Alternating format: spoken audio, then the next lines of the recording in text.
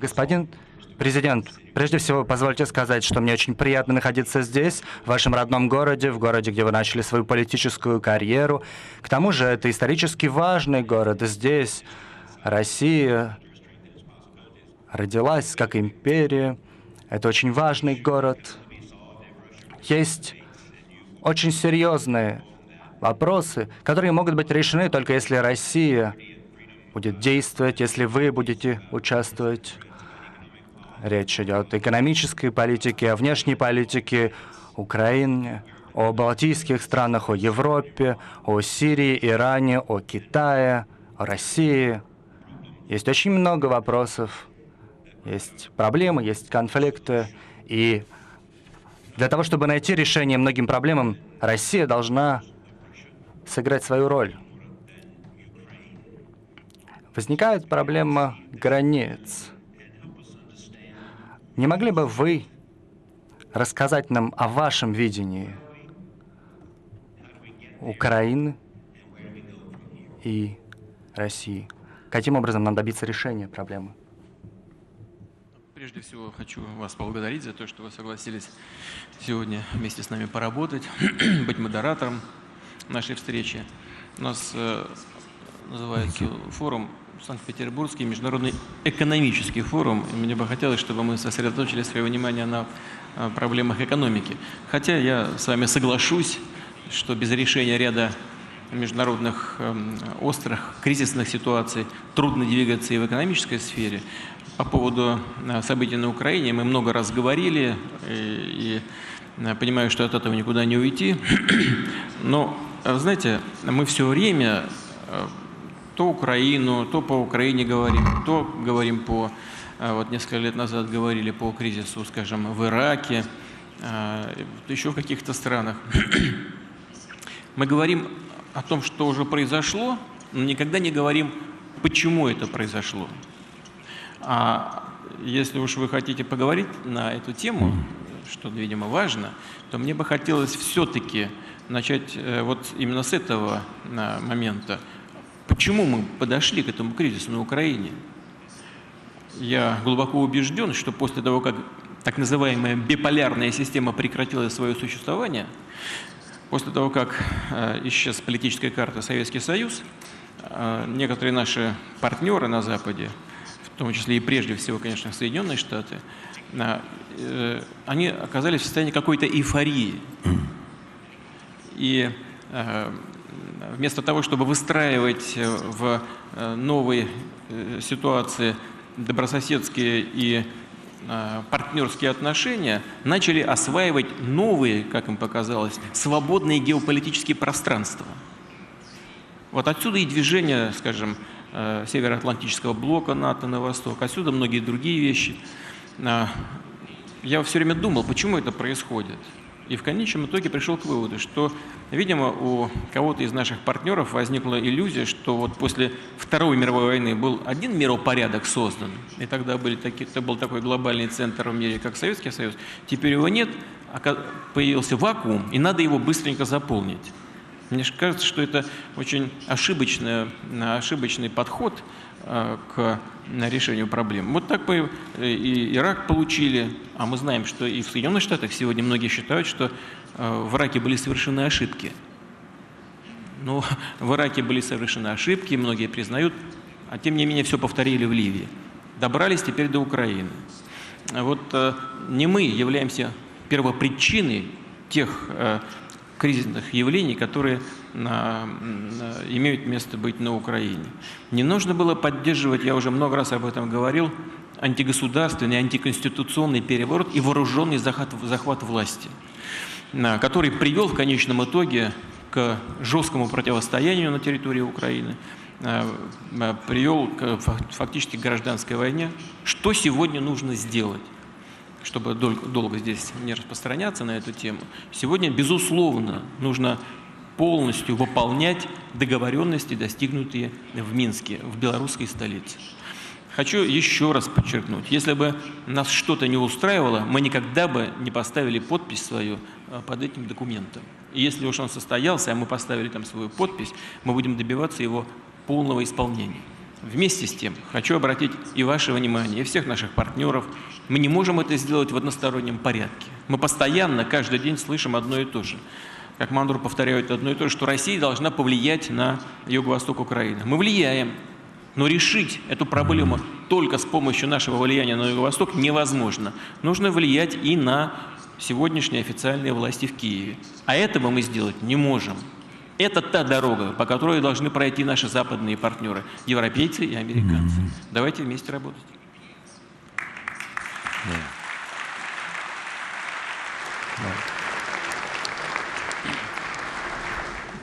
What do you want the Kiev government to do?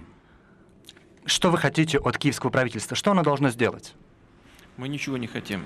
Это народ Украины должен чего-то хотеть, чтобы украинское правительство сделало, или хотеть, чтобы оно не делало. Мы считаем, что для урегулирования нужно, как я сказал, исполнить Минские соглашения. И ключевой момент здесь, безусловно, это элементы политического урегулирования. Они состоят из нескольких составляющих.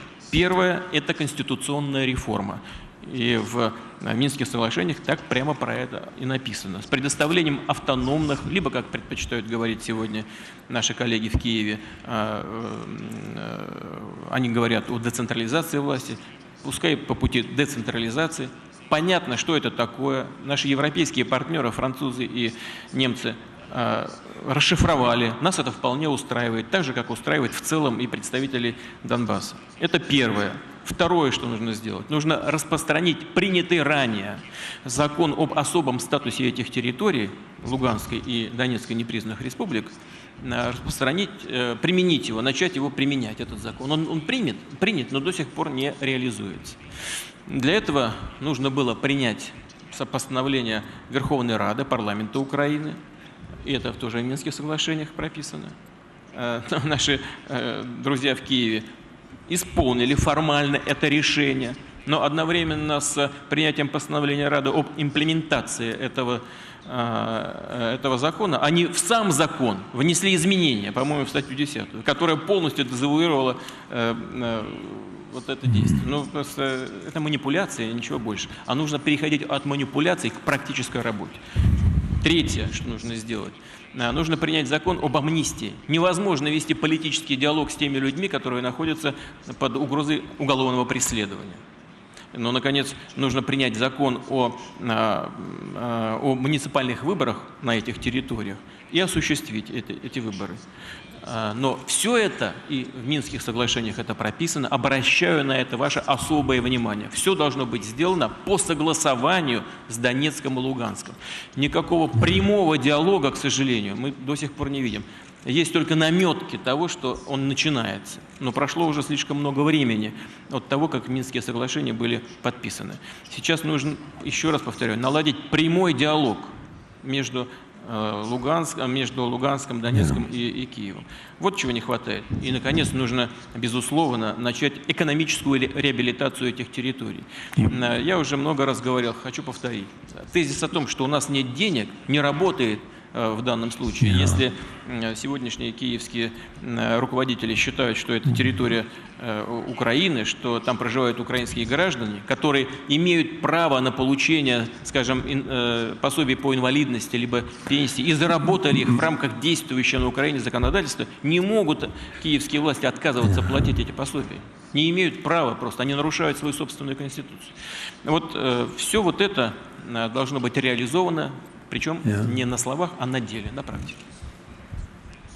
As you know, the United States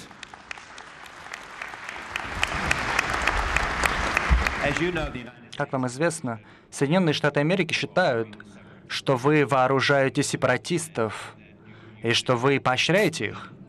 И вы используете вооруженные силы России, чтобы подлить масло в огонь этого конфликта. И многие обеспокоены тем, что это может привести к новой холодной войне. Знаете, к холодной войне приводят не локальные конфликты, а глобальные решения. Ну, например, такое, как выход Соединенных Штатов в одностороннем порядке из договора по противоракетной обороне. Вот это действительно шаг, который толкает всех нас к новому витку вооружений, потому что он меняет глобальную систему безопасности. Что касается региональных конфликтов, то где бы они ни происходили, почему-то противоборствующие стороны всегда, я хочу это подчеркнуть, всегда где-то находят оружие. И это также справедливо и для восточных регионов Украины. Что бы я хотел сказать? Я хотел бы сказать, что если сегодняшняя ситуация будет решаться политическими средствами, то никакого оружия здесь и не потребуется. Но для этого нужна добрая воля и желание вести прямой диалог. Чего мы не можем, и мы будем этому способствовать, с чем мы никогда не согласимся. С тем, что кто-то с кем-то, где бы это ни было, будет разговаривать с позиции силы, сначала с помощью полиции или там милиция называется, да, потом с помощью специальных служб, потом с помощью вооруженных сил. Ведь до тех пор, пока подразделения армии и так называемые батальоны, националистические вооруженные формирования не появились на этих территориях, там не было никакого оружия. И не было бы, если бы с самого начала пытались решать вопросы мирными средствами. Оно там появилось только после того, как людей начали убивать с помощью танков, артиллерии, систем залпового огня и авиации. И там появились те, кто сопротивляется. Как только будет предпринята попытка политическими средствами решать вопрос, там и оружия этого не будет.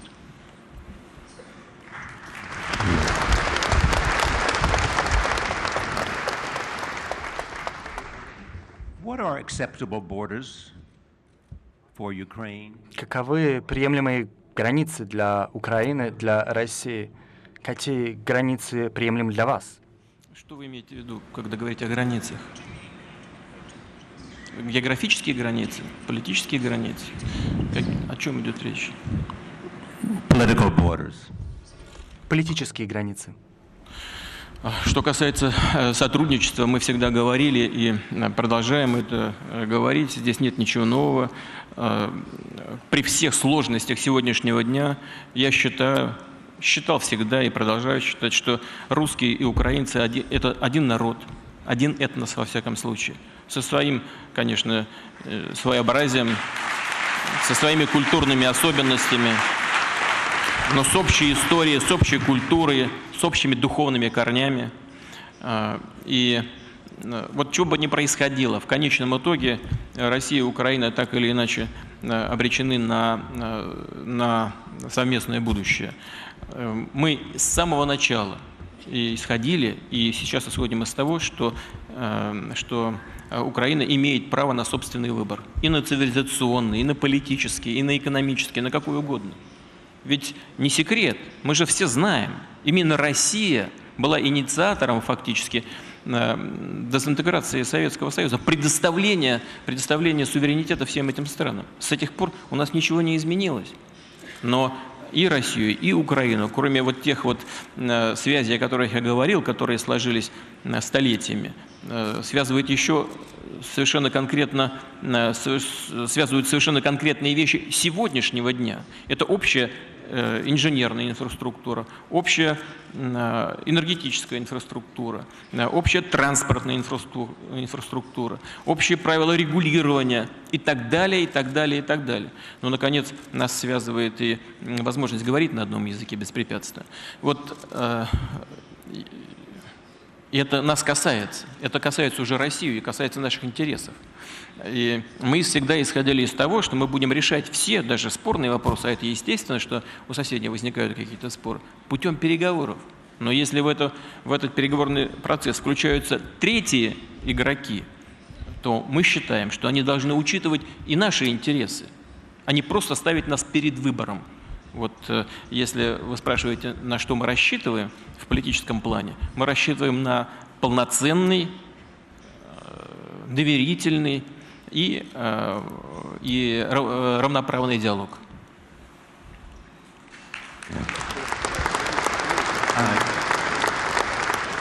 want to come back to Ukraine, but let's talk Мне about хотелось бы еще вернуться к Украине, но давайте поговорим о взаимоотношениях России с целым рядом стран, в том числе с США и КНР.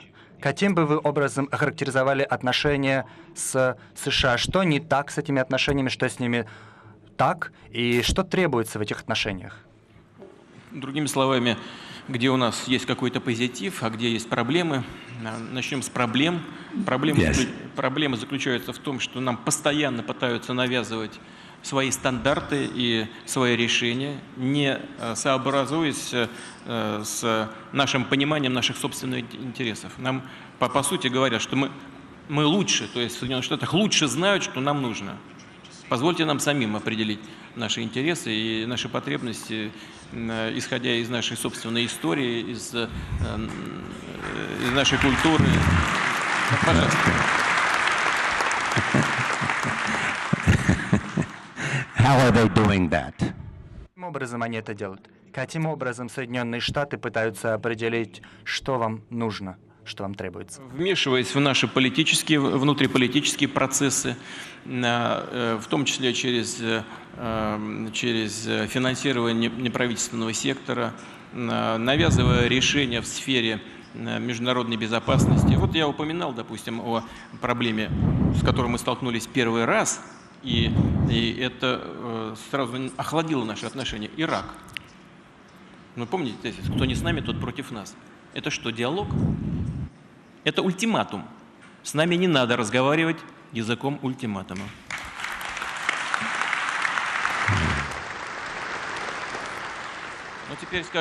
Но теперь все-таки позвольте сказать, что нас объединяет. Такое ведь тоже есть. Объединяет наше желание все-таки работать против общих угроз, какими являются терроризм, распространение наркоугрозы и возможная, очень опасная тенденция к возможному распространению средств массового уничтожения. Но есть и вопросы в сфере гуманитарного взаимодействия. Например, борьба со сложными и очень тяжелыми, поражающими целые регионы мира инфекционными заболеваниями. Есть вопросы, связанные с мировой экономикой. Это касается, прежде всего, это та область, на которую мы серьезно и значительным образом влияем. Это энергетика.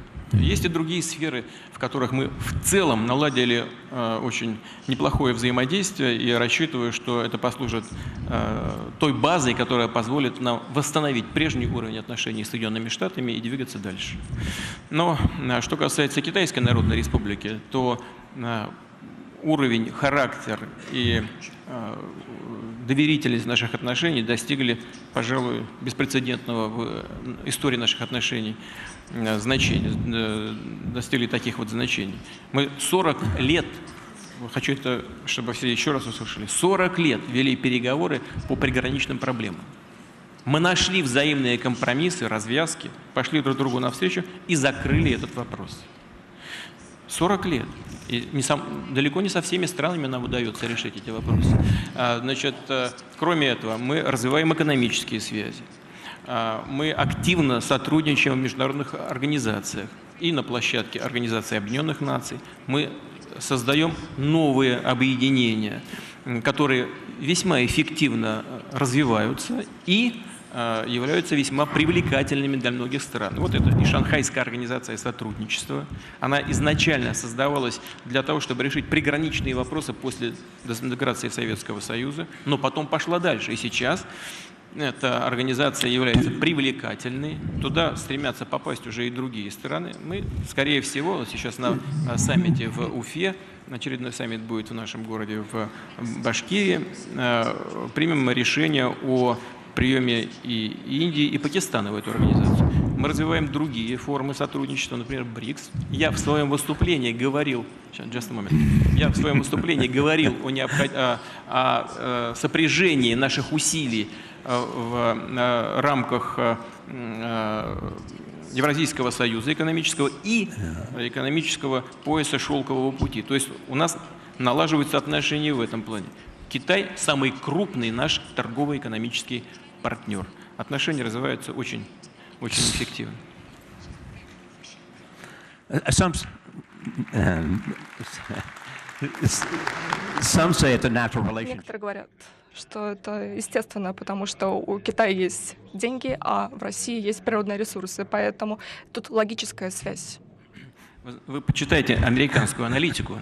Я уверен, что вы это знаете. Просто делаете вид, что вы с ней не знакомы. Вот, так вот, американские аналитики, политологи, экономисты говорят о разворачивании самих Соединенных Штатов в сторону Китая.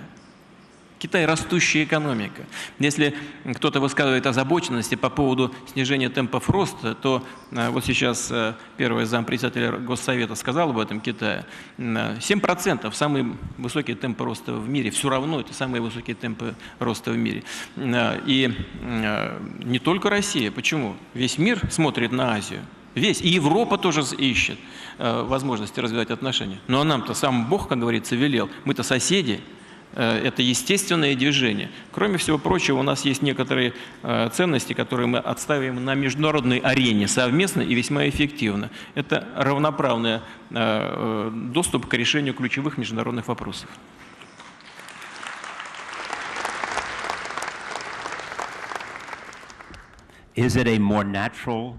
Является ли это более логичным взаимоотношения с Китаем, чем с Европой и США? Является ли Китай более важным с точки зрения развития отношений в будущем, чем США и Европа? Могло бы ли это привести к каким-то антизападным интеграционным процессам и связям? Антизападным.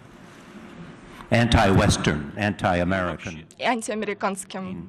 Мы вообще ни с кем, в том числе и с Китаем, а Китай тоже ни с кем, насколько я понимаю китайскую политику, не строит отношения против кого-то. Мы не строим союзов против, мы строим союз за то, чтобы реализовывать свои национальные интересы. И обращаю внимание, вот вы расширяете Североатлантический блок НАТО. Советского Союза нет. Он же ведь создавался как противодействие Советскому Союзу. Советского Союза нет, Варшавского договора нет. А блок НАТО не только существует, но еще и расширяется. Вы это делаете. А мы с Китаем не создаем никаких военных блоков. У нас нет блокового мышления. Мы пытаемся, и насколько я чувствую, у нас это получается, мы пытаемся и делаем это, мыслим глобально, распределяя не только ответственность, но и стремясь найти взаимоприемлемые развязки и компромиссы. Мы никогда не действуем с позиции силы. Мы всегда ищем решения, причем решения в рамках переговорного процесса.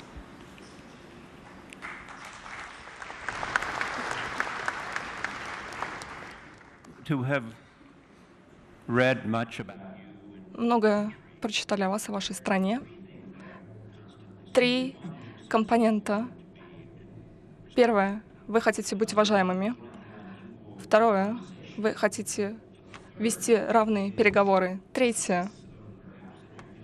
Вероятно, в вашей истории есть ощущение и существует обеспокоенность в отношении границ и в отношении создания буферной зоны в России. Правильно я понимаю? Какой зоны?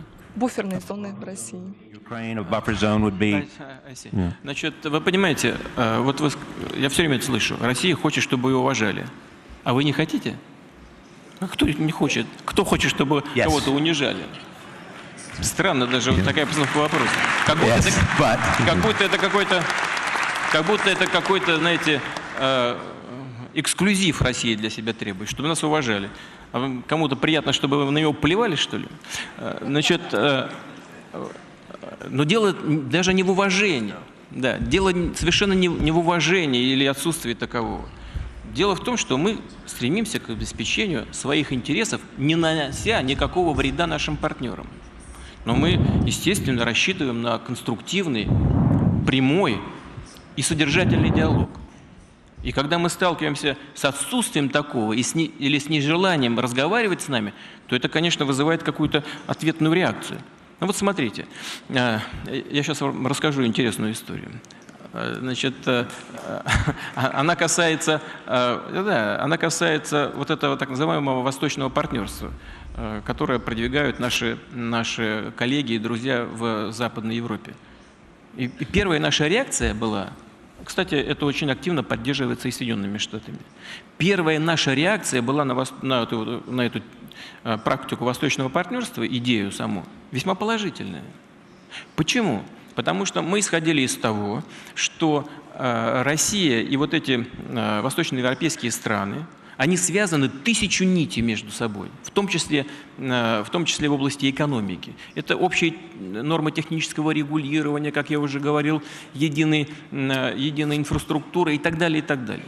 И мы исходили из того, что если Европа начнет сейчас с ними работать, их как-то к себе подтаскивать, неизбежно начнется конструктивный процесс взаимодействия с Россией.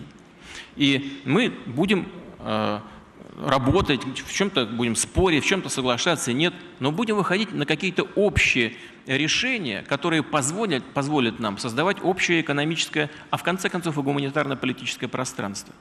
Ничего этого, к сожалению, вообще не произошло. Ведь как возник кризис на Украине, с которого вы начали?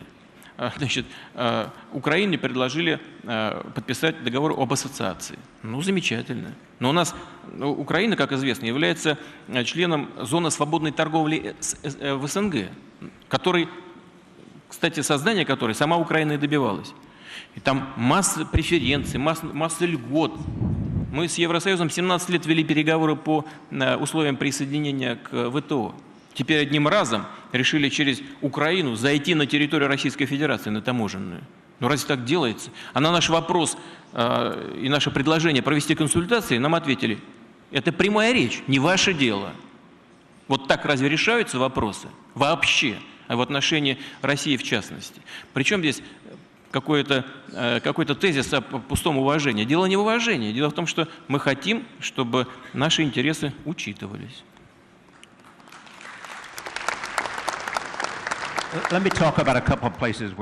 Давайте поговорим о ряде мест, где есть необходимость сотрудничества России и США. Иран и переговоры по ядерной программе, и, конечно, формат P5+1, шестерка.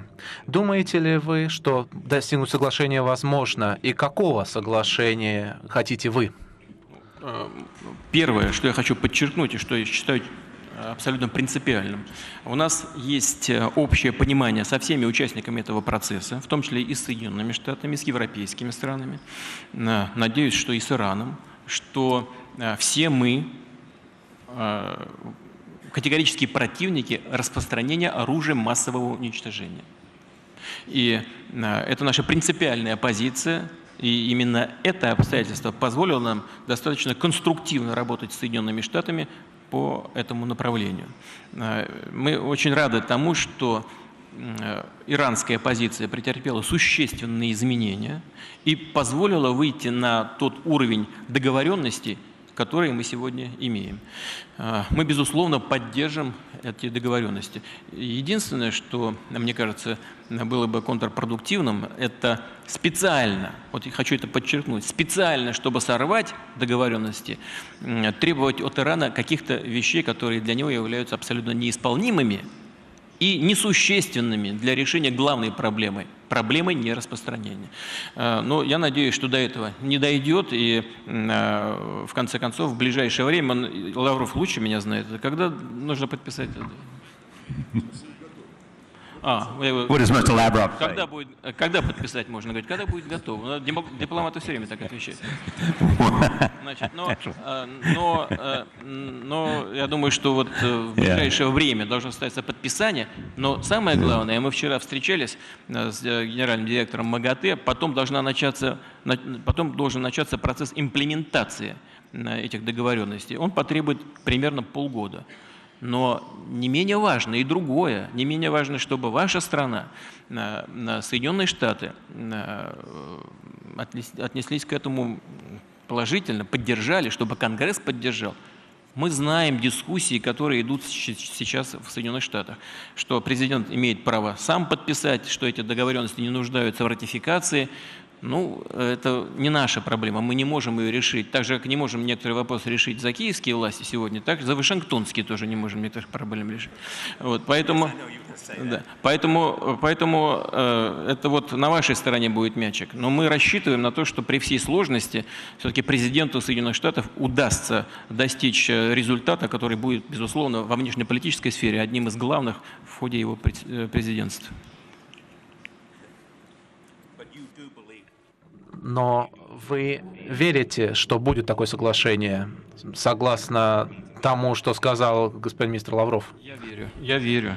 И мы к этому стремимся. Мы считаем, что это чрезвычайно важно, чтобы разрядить ситуацию.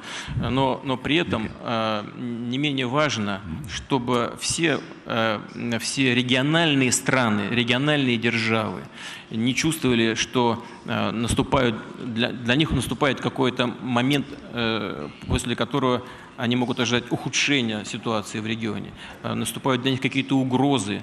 Вот этого ни в коем случае нельзя допустить. Россия, я хочу это подчеркнуть, Россия будет развивать добрососедские, дружеские отношения как с Ираном, так и со всеми странами этого региона.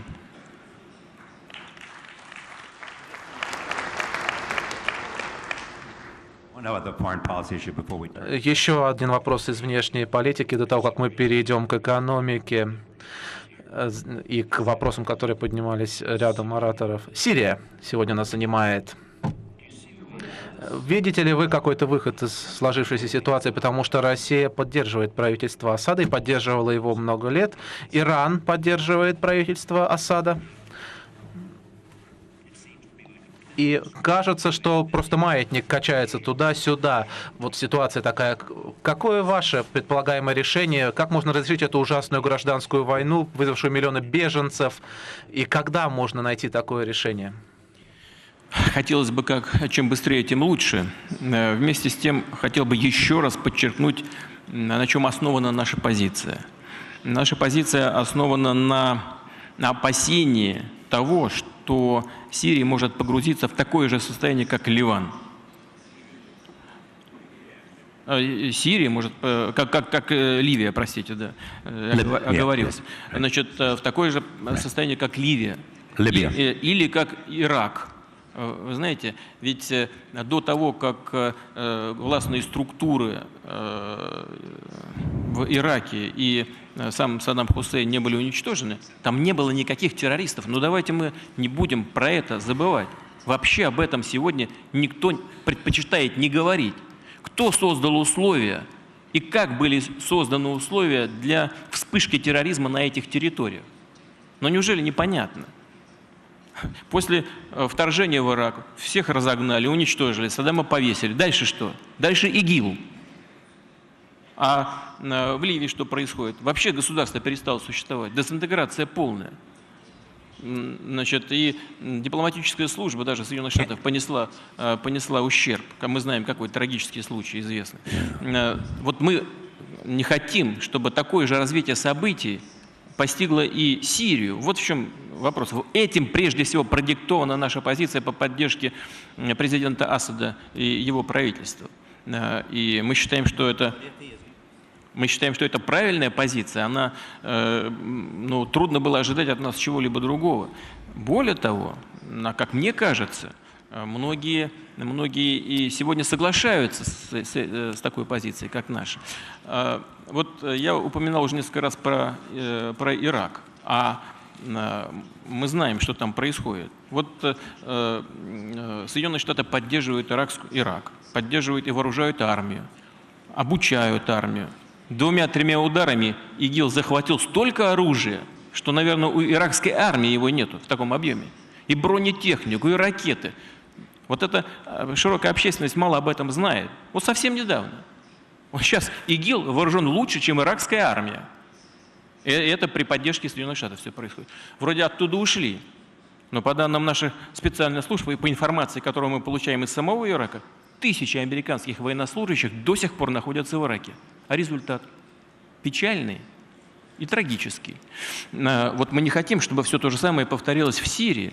И мы призываем всех наших партнеров, в том числе и Соединенные Штаты, европейцев, но прежде всего, конечно, Соединенные Штаты, предпринять дополнительные усилия для борьбы с абсолютным злом, которым мы считаем фундаментализм и так называемое исламское государство или там несколько еще формирований подобного же рода, которые, по сути дела, являются ответвлениями широко известных террористических организаций мирового масштаба, нанесших неоднократные удары по самим Соединенным Штатам. Мы призываем найти путь политического урегулирования, который должен заключаться в том, чтобы, конечно, была обеспечена трансформация политического режима, это само собой разумеется, и мы готовы об этом дискутировать и с президентом Асадом. Вот сейчас, совсем недавно, ООН продекларировала возможность сотрудничества с президентом Асада в борьбе с ИГИЛ и другими террористическими формированиями. Мы готовы работать с президентом для того, чтобы обеспечить путь политической трансформации, для того, чтобы все люди, которые проживают в Сирии, чувствовали доступ к инструментам власти, вот, чтобы уйти от вооруженного противостояния. Но это нельзя делать со стороны с помощью силы. Вот в чем вопрос. Okay, but are you prepared? Но готовы ли вы призвать президента Асада уйти в отставку, если это приведет к альтернативному политическому решению? Или если, допустим, это поможет предотвратить ИГИЛ? Наш модератор настоящий американец прям. Я говорю, без вмешательства извне, он меня спрашивает, готовы вы призвать президента Асада уйти в отставку? Это может сделать только сирийский народ. Ну как же такие элементарные вещи мы упускаем? You have influence. Я уже об этом сказал. Мы готовы вести диалог с президентом Асадом в том направлении, чтобы он проводил совместно с представителями так называемой здоровой оппозиции, проводил политические реформы. И я считаю, что вот это вполне конструктивно и реализуемо. Господин президент, давайте тогда вернемся к экономике. У меня много вопросов, вы можете представить. У нас здесь есть Ронни Чен, председатель Hengel Property, а рядом с ним у нас Мамут Аль-Кухиджи. И мы хотим также поговорить, вот у меня справа председатель и CEO важной компании. И, кроме того, еще есть председатель UBF Аргентины Мигель Гручо. И поэтому с ним поговорим об энергетике. Но вы мы уже слышали много о Китае. Сегодня мы с вами вместе слышали. Каковы, как вы думаете, возможности построения все более выгодного сотрудничества с Китаем и Россией?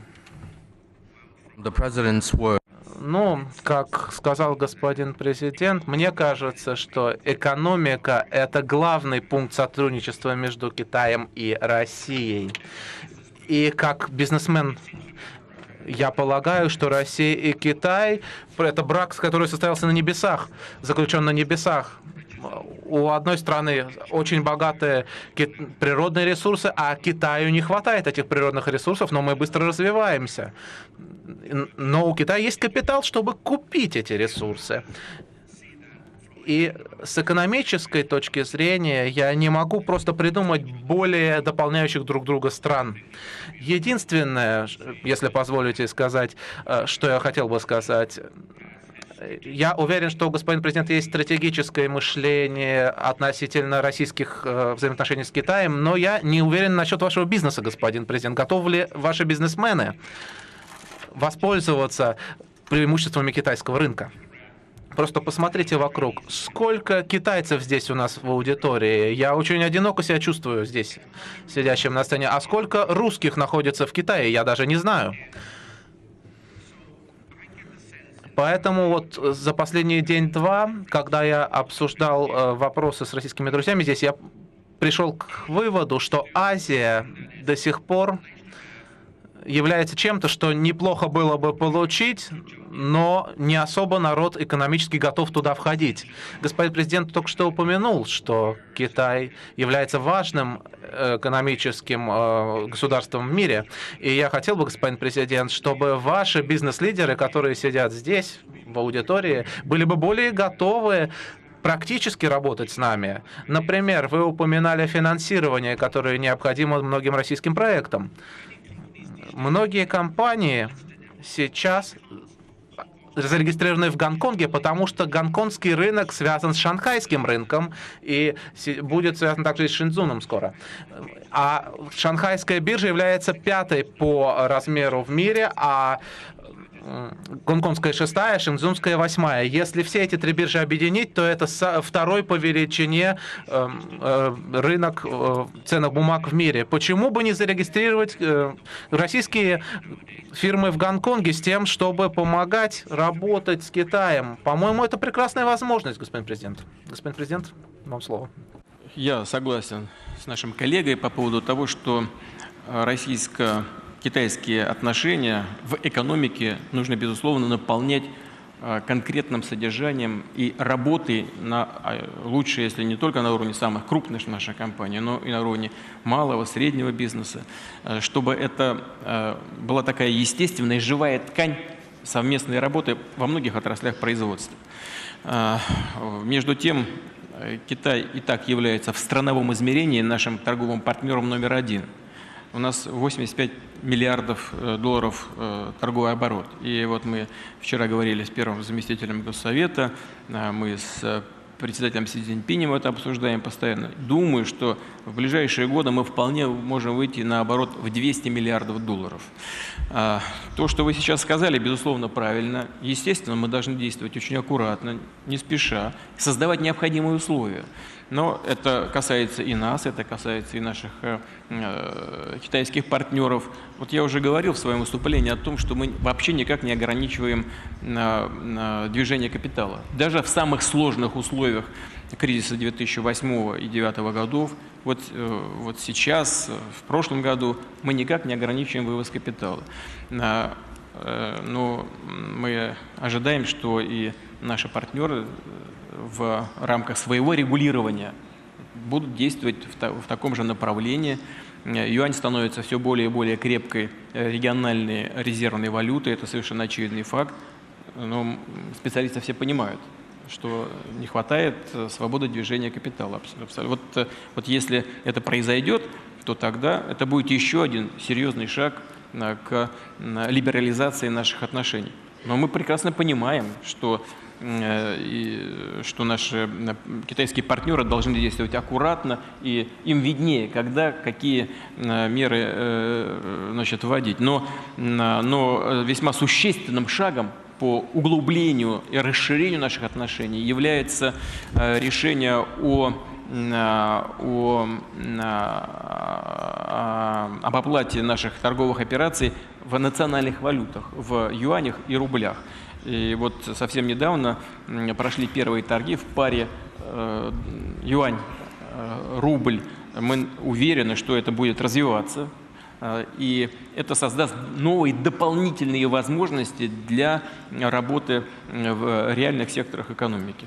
Но в целом, я с вами согласен, нужно двигаться именно по этому направлению, а не ориентироваться только на договоренности на правительственном уровне, не ориентироваться только на решения, принимаемые суверенными фондами и так далее, что тоже очень важно, что создает платформу для работы в более широком формате. Мы работаем над этим и будем двигаться по этому направлению дальше. Спасибо. Благодарю вас. Дальше сидит господин Махмуд Аль-Кохиджи, который является президентом компании Мунталахат Бахрейн. Какие возможности для инвестирования, вы полагаете, в России существуют? Какие вопросы у вас есть? Ну что ж, позвольте, я начну и поблагодарю вас, господин президент, за то, что вы подготовили этот форум, за то, что вы меня на него пригласили, потому что это дает нам возможность встретиться с нашими партнерами в России. Бахрейн, Мунталакат – это суверенный фонд Бахрейна, и как другие суверенные фонды мы смотрим, анализируем возможности для инвестирования по всему миру. Мы полагаем, что необходим устойчивый рост и должен быть потенциал для инвестиций, который даст нам долгосрочную стабильность и интерес. У нас есть инвестиции в Европу, в США и в другие регионы, и мы смотрим сейчас, анализируем возможность инвестировать в Россию. Когда меня спрашиваете про российскую экономику, я думаю, что она очень перспективна, и у нее очень твердая база. Почему я так думаю? Поскольку российская экономика имеет высококвалифицированную рабочую силу, очень образованную рабочую силу в самой стране. Кроме того, есть необходимые ресурсы, об этом много говорили, которые поддерживают эту самую рабочую силу. Поэтому российская экономика является большим рынком, очень большим рынком, что делает для нас гораздо более простым нахождение ниши в российской экономике. Вот эти три компонента позволяют нам чувствовать уверенность в том, что инвестиции в Россию будут хорошими рыночными инвестициями, и они будут долгосрочными.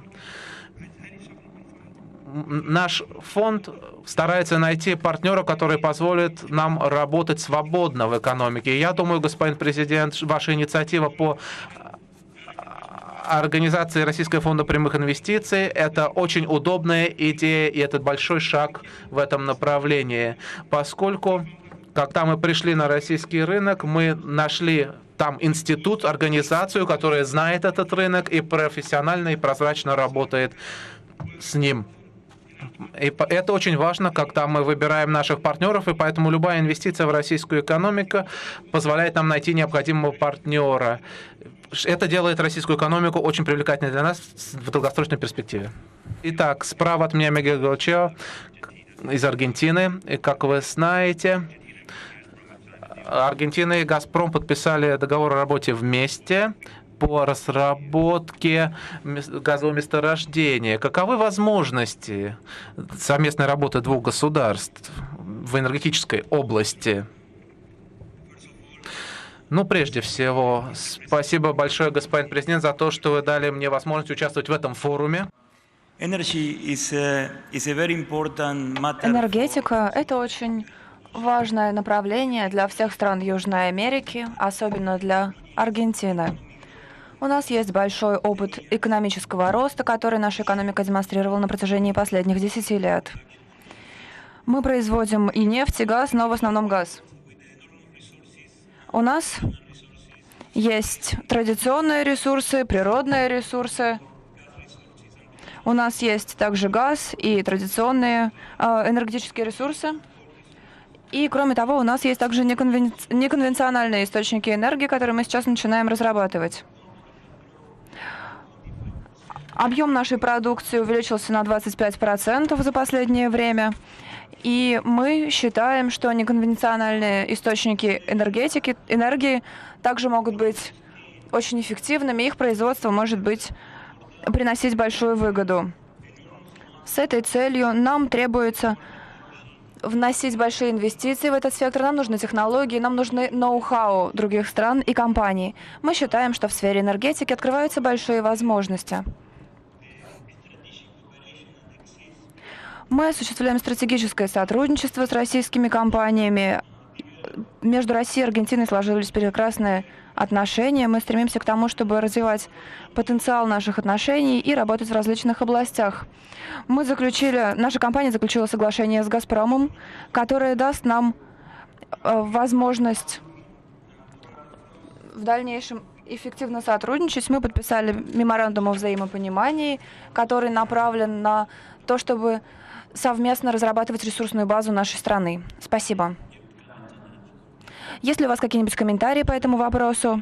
В том, что касается возможностей, которые открывает для обеих стран. Как мне кажется, очень интересно выслушать точки зрения различных регионов. Мы говорили уже сегодня о влиянии санкций. Вам кажется, что влияние санкций преувеличивается? Это отмечают многие. Как вы видите возможности и необходимость дальнейшего продвижения российской экономики? Какие для этого существуют пути? Институциональные структуры, верховенство права и так далее. Первое, вы меня спросили о комментариях по поводу того, что здесь было коллегами сейчас сказано.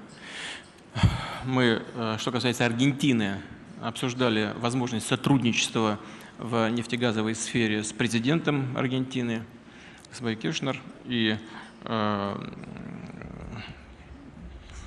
ходе ее визита и в ходе моего визита в Аргентину, и договаривались о том, что наши ведущие компании займутся совместной работой.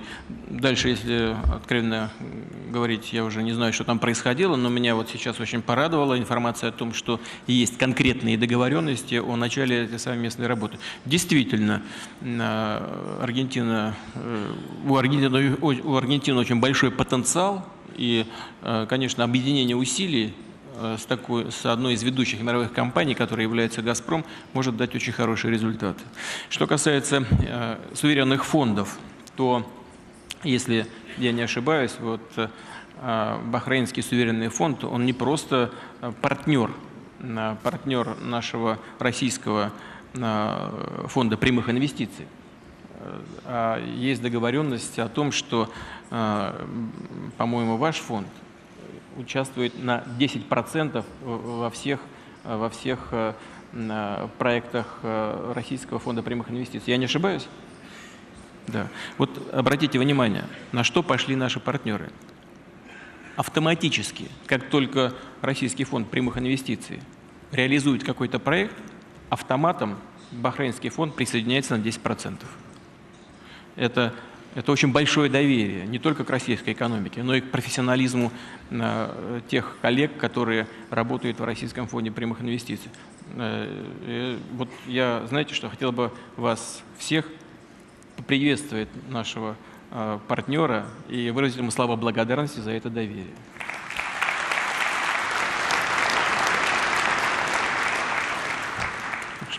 Не так все плохо с точки зрения санкций. Есть и плюсы, и минусы. Это время, когда у нас происходят структурные изменения, и когда действительно можно предпринять шаги, имеющие долгосрочные позитивные последствия, которые могут иметь долгосрочные позитивные последствия. Что касается вот санкций, о которых вы сказали, о том, как мы собираемся выходить из сегодняшней ситуации, ну, я охарактеризовал сегодняшнюю ситуацию, но она не является для нас никакой катастрофой. Мы считаем, что мы должны достичь нескольких целей. Они менее амбициозны, чем те, которые мы ставили несколько лет назад, но я очень надеюсь, что это будет другое качество, лучшее качество, чем было в прежние годы. За счет чего? Ну, во-первых, чего мы хотим добиться? Прежде всего, мы хотим обеспечить рост нашей экономики в ближайшее время, в ближайшие годы на уровне среднемировых. Это примерно 3,5%. Первое. Второе. Мы, безусловно, должны добиться роста производительности труда в 5% в годовом измерении. Ну и третье, очень важный показатель, мы, безусловно, должны снизить инфляцию до показателя 4%.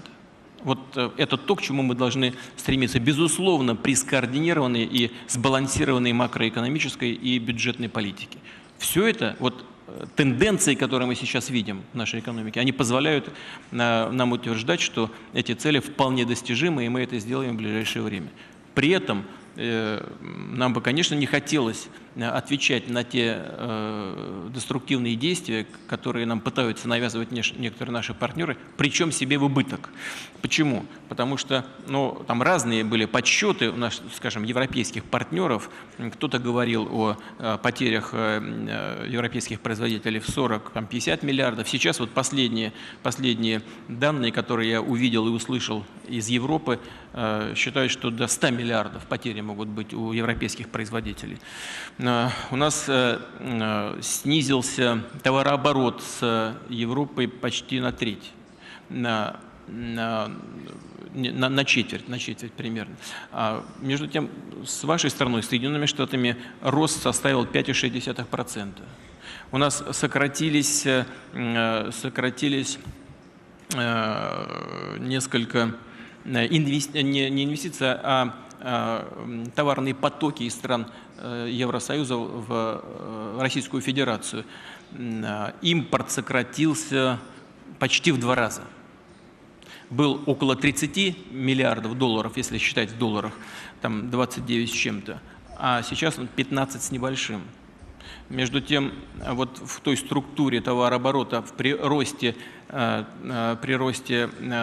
торгового оборота с Соединенными Штатами, импорт из США увеличился примерно на 11%. В целом, можно сказать, это, конечно, не уравновешивает потери от сотрудничества с Европой, но я уверен, я знаю точно, никто не хочет вообще никаких потерь. Если иметь в виду, что у нас падение, а в еврозоне там многие специалисты, не наши, а европейские, говорят о стагнации практически.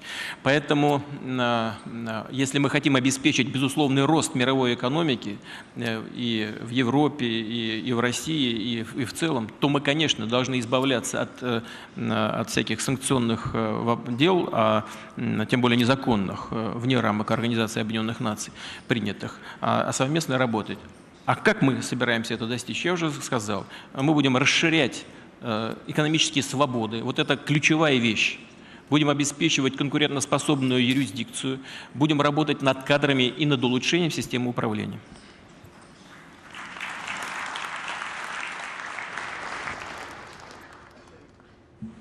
Sitting on my far right is Hein Terman Thiel, owner and chairman of the Справа supervisory.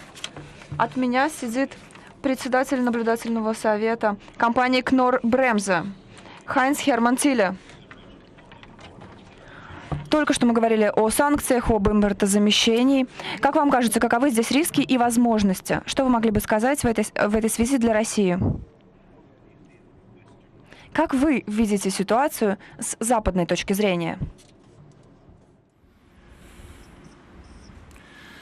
Ich glaube nicht, dass I don't think that I'm in a position to present here a European view about this problem, because everybody knows there are totally different views. Я вряд ли смогу представить здесь европейскую точку зрения, потому что, вы знаете, многие страны разного континента придерживаются различных взглядов.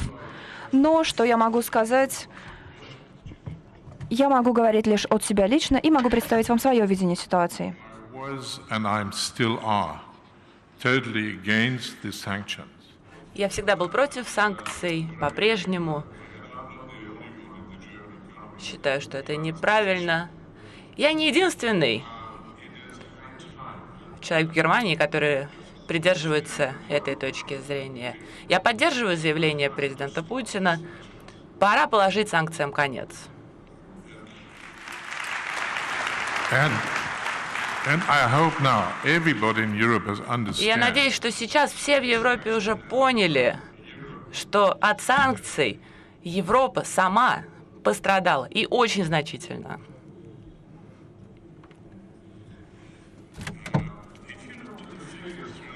Если мы посмотрим на статистику за 2014-2015 годы, за 2 года, Германия потеряла 50% экспорта. На 50% сократился экспорт из Германии в Россию.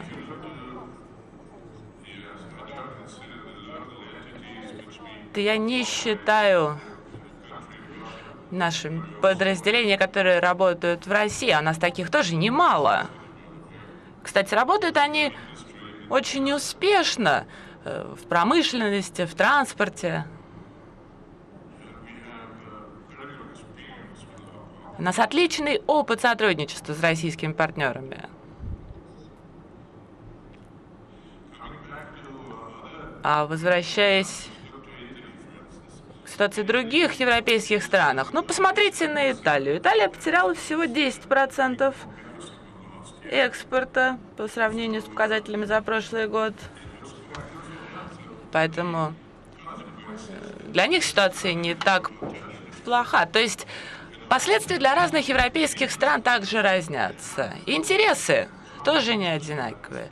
В этом смысле нельзя сказать, что у нас общие интересы. Решения на политическом уровне принимаются общие. Но так или иначе, какая бы ни была мотивация, решения эти неправильные. Мы должны понять, что Россия, реализуя политику поворот на восток, совершает абсолютно логичный шаг. Потому что Восток может предложить России очень-очень многое. Не надо забывать, что мы, европейцы, мы, немцы, моя компания, а у меня компания среднего размера, мы работаем на международной арене. У нас прекрасная связь, к примеру, с китайцами. У нас отлично идет совместный бизнес. Нам очень нравится работать с китайцами. Почему Россия не должна делать то же самое? В каком-то степени трагично то, что мы дали санкциями толчок к этому повороту. От санкций нужно уходить. Но все страны должны иметь возможность принимать самостоятельные решения. Где лучше развивать партнерство? На Западе, на Востоке, неважно. Мы выступаем за мировое развитие. Я добавлю за мирное развитие. В настоящий момент, к сожалению, мы не можем сказать, что удовлетворены ситуацией ни в одном, ни в другом аспекте. Когда мы говорили о внешней политике, с учетом того, что сказал только что коллега, вот я хотела задать вопрос об отношениях с Германией. Сильная экономическая держава. У вас были отличные отношения с канцлером Меркель. Как вы видите будущее российско-германских отношений? Будущее отношений России с любой страной зависит не только от России. Это процесс взаимный и не может быть позитивно решен только односторонними действиями. Но мы стремимся к развитию отношений с Федеративной Республикой Германии. Вот сейчас коллега только что говорил о большом количестве предприятий Федеративной Республики, которая работает на нашем рынке. Я могу уточнить, это 6200 предприятий.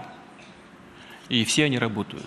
Они, кстати, не ушли. Там некоторые сократили, ну, примерно сотни, полторы, может быть, немножко сократили объемы деятельности, но в целом все работают достаточно активно. Более того, вот я говорил, что открываются новые предприятия, в том числе и сегодня. Сегодня при активном участии немецких компаний, в том числе, с которыми у нас традиционные связи. Мы не собираемся их расторгать или сокращать. Мы чувствуем, что этого не хочет и немецкий бизнес. У нас очень добрые отношения, надежные и многолетние. И мы, конечно, будем делать все для того, чтобы их сохранить и развивать. В интересах России, в интересах Германии, в интересах европейского континента и мировой экономики. Вот мы говорили о том состоянии, в котором мировая экономика находится, но мы знаем, что в целом как бы эксперты указывают на две проблемы. Это низкие темпы роста и говорят даже о такой стагнации известной. И думают, что эксперты так думают, что еще года два, как минимум, это все будет продолжаться. А вторая проблема – это непомерный рост долговой нагрузки, которая мешает развитию. Вот в страновом измерении, если говорить о Европе, у нас ведь что там происходит? Рост определенный небольшой есть у Федеративной Республики, 1% в прошлом году. Во Франции 0,7%. В Италии, о которой сейчас коллега упоминал и говорил о том, что там все хорошо, нулевой рост в течение нескольких лет. Ну, в Японии, кстати сказать, минус 1,4. Но в таких условиях мы все нуждаемся в каких-то дополнительных импульсах развития. Вот господин Ципрас выступал, говорил, что я даже записал, проблема Греции – это не греческая проблема, а общеевропейская. Ну, правильно, если вы кому-то много должны, то это уже не ваша проблема, а проблема тому, кого вы должны. Это абсолютно правильный подход. Нет, это правда. Потому что ведь что произошло? Да? Есть плюсы, конечно, от этих интеграционных процессов. И рынки открыты, и бонусы, и дешевые кредиты, но есть и минусы, которые заключаются в том, что невозможно регулировать национальную валюту, потому что ее нету. Привязка все к жесткой такой твердой валюте, рассчитанной на экспортно ориентированные экономики. Невозможно использовать свои преимущества рядом, ну, скажем, в сельском хозяйстве, в туризме, в рыболовстве. Но нет, там есть ограничения. Поэтому это все должно быть сбалансировано. Но нас это интересует. интересует, что будет происходить в Европе. Это наш крупнейший партнер. Да, у нас сократились объемы с торговли с Европой значительно, но Европа остается совокупным нашим ведущим партнером. А среди всех европейских стран первое место занимает Федеративная Республика. Надеюсь, что проблемы уйдут, а мы будем развивать это отношение дальше. Мы к этому готовы.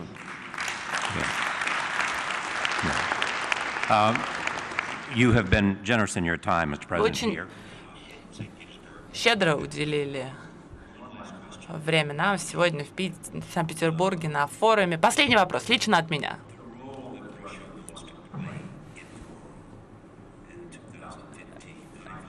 Какую роль хочет играть Россия в мире в 2015 году? Я перечислил ряд непростых вопросов. Границы, отношения с Прибалтикой, Украина, Ближний Восток, ИГИЛ, Сирия, отношения со Штатами. В то же время некоторые говорят, что ваша власть ограничена меньше, чем у любого другого российского лидера на протяжении многих лет. Так вот, как вы планируете участвовать в решении этих важных проблем? В каких областях вы будете проявлять инициативу? Потому что под вашим руководством Россия изменилась. Россия стала сильнее с военной точки зрения. Россия ведет себя более агрессивно. Я подозреваю, вам не понравится, что я использую термин агрессивно. Тем не менее. Так вот, как сделать Россию активным участником поиска решения всех этих проблем? Россию, которая, несомненно, является великой державой. Мне не понравилось, что вы говорите об агрессивном характере нашего поведения. Вы правы. Мы не ведем себя агрессивно. Мы не ведем себя агрессивно. Мы более настойчиво и последовательно начали отстаивать свои интересы. Мы долгое время, можно сказать, десятилетия, спокойно молчали и предлагали всякие элементы сотрудничества. Но постепенно нас все отжимали, уже поджали к такой черте, за которую дальше мы не можем отступить. И это должно быть понятно. Я уже говорил в самом начале нашей дискуссии. Не нужно заниматься переустройством мира. Нужно исходить из того, что есть, с уважением относиться друг к другу и совместно работать, искать общие решения общих проблем. Россия не претендует на какую-то гегемонию. Она не претендует на какой-то эфемерный статус сверхдержавы. Мы никому не навязываем своих стандартов и моделей поведения или развития. Мы хотим равноправных, равноценных отношений со всеми участниками международного сообщества. И с Соединенными Штатами, и с нашими европейскими партнерами. И в Азии мы будем строить отношения на равноправной, повторяю еще раз, и взаимоуважительной основе. Вот будем исходить из этого. Вот прежде всего, на международной арене мы намерены отстаивать принципы международного права. Его фундаментальные основы на базе Устава Организации Объединенных Наций. А в экономике, у нас же все-таки экономический форум, безусловно, будем стремиться к расширению свободы в сфере экономики. Будем стремиться к тому, чтобы сделать ее более эффективной, более диверсифицированной. И будем стремиться к тому, чтобы на базе вот того импортозамещения, на которое, кстати, мы планируем направить более 2,5 триллионов рублей в ближайшее время, чтобы возродить высокотехнологичные сферы нашего производства, где мы вполне можем и должны быть более конкурентоспособными, и не только для того, чтобы обеспечить, безусловно, свою обороноспособность, но и для того, чтобы сделать нашу экономику более совершенной, имеющей перспективы развития. А жизнь наших людей лучше, уровень благосостояния людей выше.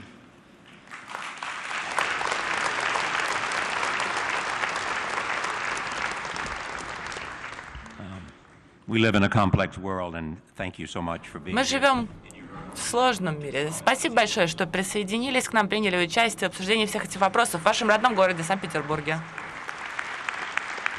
Спасибо. Спасибо вам, спасибо всем участникам нашей дискуссии, всем, кто приехал на Петербургский экономический форум. Вам большое спасибо за доброжелательный очень тон, который вы задали сегодняшней дискуссии. Правда.